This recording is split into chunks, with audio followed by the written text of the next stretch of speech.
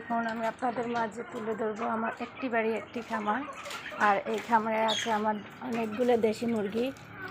এই যে দেখুন সম্পূর্ণ দেশি মুরগি, সবগুলো ডিম দিচ্ছিল। আমি আপনাদেরকে দেখাচ্ছি এগুলো আমার খামারের দেশি মুরগি। আমি নিজ হাতে পরিচর্যা করি, নিজ হাতে লালন পালন করি, প্রতিদিন ডিম দেয় ওরা। এই যে দেখুন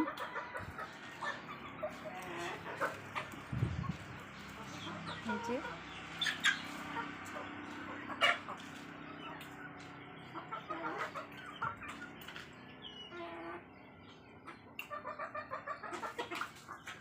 এগুলো হচ্ছে আমার খামারের দেশি মুরগি। আমি একটা মা মুরগি থেকে এতগুলো মুরগি করছি। এখানে 22টা মুরগি আছে। সেই সাথে আমি আপনাদেরকে আরও কিছু দেখাবো। দেখুন এই যে সিম, অনেকগুলো সিম দেখেন। এই যে একবারে দেশি সিম দেখুন, এতগুলো সিম ধরছে মাশাআল্লাহ, এত পরিমাণে যে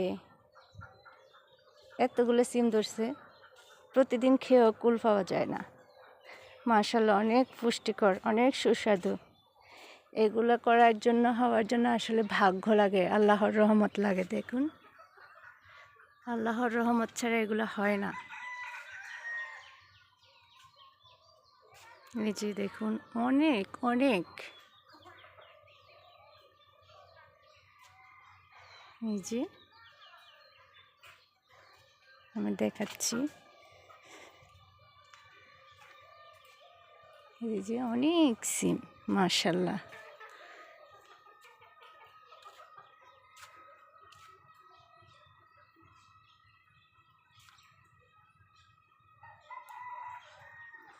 দেখেন আমার গাছে সিম আছে, গাছে মিষ্টি কুমড়া আছে, গাছের বেগুন আছে, গাছের লাউ আছে, গাছের কাঁচা মরিচ আছে, তাহলে পেঁয়াজ আছে, রসুন আছে, পেঁপে আছে, দেশি মুরগি আছে। আমার খামারে আর কি লাগে বলেন?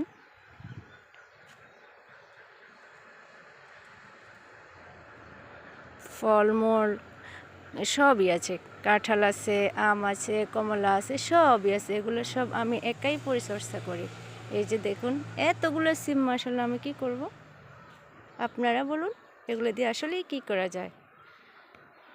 এই যে আল্লাহর রহমত না থাকলে আসলে হয় না। এগুলো হচ্ছে আল্লাহর রহমত।